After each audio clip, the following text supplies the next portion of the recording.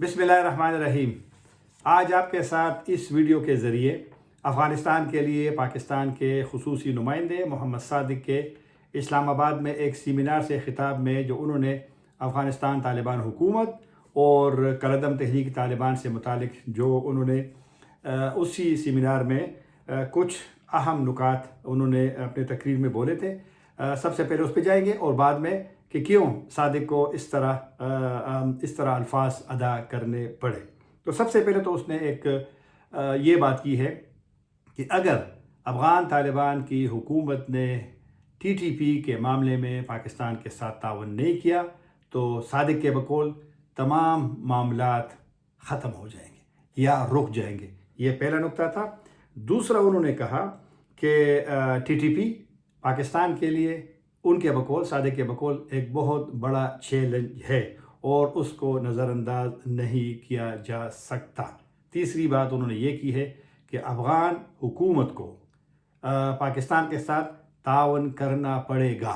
यानी उनके जो अंग्रेज़ी से मैंने तर्जुमा किया है तो यही बात की है उसने।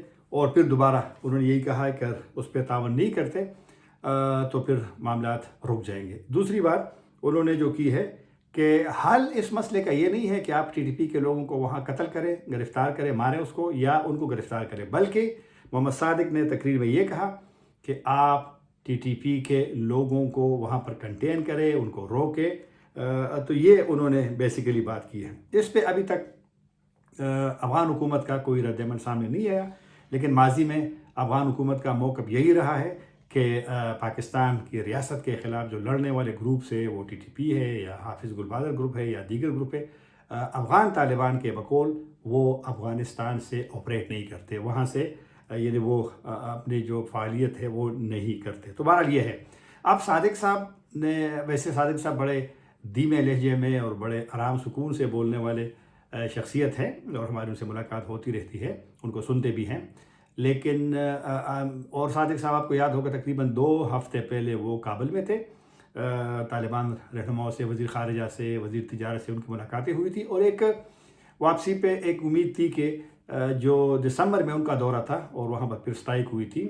23 दिसंबर को वो गए थे और 24 दिसंबर को वहाँ पर बरमल जो ज़िला है पक्तिका सूबे का, और उस वक़्त सिक्योरिटी ज़राए ने कहा था कि TTP के लोगों को निशाना बनाया गया है। अफ़गान हुकूमत का पाकिस्तान के मौक़िफ़ से उस वक्त इख्तिलाफ था और उनके बकौल वहाँ पे आम लोग निशाना बन गए थे। तो बहरहाल यही, लेकिन उससे एक तलख़ी पैदा हुई थी, बदइतिमादी पैदा हुई थी। तो ये जो दूसरा दौरा हुआ है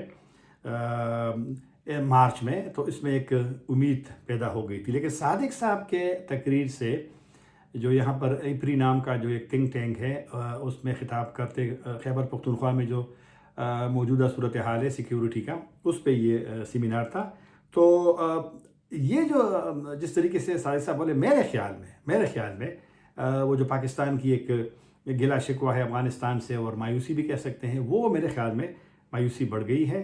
और अब मेरे पास तस्दीक शुदा मालूमात तो नहीं है, लेकिन सादिक साहब के अल्फाज से यह अंदाज़ा किया जा सकता है कि शायद जो उनका दूसरा दौरा था उसमें या उसके बाद वो नताइज हासिल नहीं हो सके हैं जो पाकिस्तान को तवक्को थी। पाकिस्तान को भी अक्सर गिला शिकवा होता है कि दौरे भी होते हैं, पाकिस्तान ये भी कहता है कि हम शवाहिद उनको बेचते हैं, फिर अफ़गान साइड से, अफ़गान तालिबान के साइड से कहते हैं कि उनके पास शवाहिद ये नहीं देते, पाकिस्तान नहीं देते। तो बहरहाल वहाँ पर एक नज़र का एक इख्तिलाफ भी होता है। लेकिन मेरी नज़र में शायद मायूसी की हद पाकिस्तान में इतनी बढ़ गई है कि सादिक साहब को एक पब्लिक फोरम पे, एक सेमिनार में इस तरह बोलना पड़ा कि सब मामलात ख़त्म हो जाएंगे अगर अफ़गान हुकूमत ने, तालिबान हुकूमत ने पाकिस्तान के साथ इस मामले में तावन नहीं किया। और सादिक साहब ने फिर ये भी कहा है कि नौजवानों की ज़िंदगियाँ जा रही है और ये पाकिस्तान में नाकाबिल बर्दाश्त है। अब आखिरी नुक्ता मेरा यही है कि पब्लिक फोरम पे इस तरह तकारीर शायद किसी को तो आप एड्रेस कर सकते हैं, लेकिन मेरी नज़र में मसाइल का हल इससे बिल्कुल नहीं हो सकता।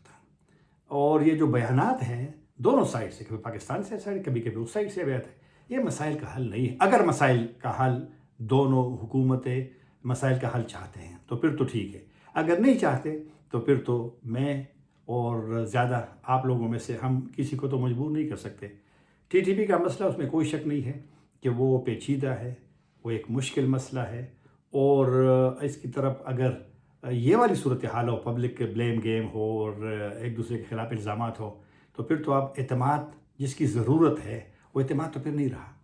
اعتماد سازی کے لیے اقدامات ہونے چاہیے، اور کافی سارے چیزیں ایسی ہیں اگر اس میں، جس طرح کل وہاں پر کابل میں وزیر اعظم ملا حسن کی صدارت میں جو افغان مہاجرین کا آج کل مسئلہ بنا ہوا ہے ان کو نکالنے کا، اس پہ ایک خصوصی اجلاس ہوا ہے، اور اس میں ان کے کچھ الفاظ بڑے سخت تھے، لیکن پاکستان کے ساتھ بھائی چارے کا اور اچھی ہمسائیگی کا بھی اس میں ذکر کیا گیا ہے۔ میرے خیال میں اعتماد سازی کے لیے اقدامات کی ضرورت ہے، کیونکہ مسئلے کے حل میں افغانستان کے موجودہ حکومت کا تعاون ضروری ہے۔ کبھی کبھی افغان رہنما کہتے ہیں کہ ہم نے پاکستان اور ریاست TTP کے درمیان مذاکرات کی میزبانی بھی کی تھی 2022 میں، گزشتہ حکومت میں عمران خان صاحب کے دور میں جب مذاکرات شروع ہوئے تھے۔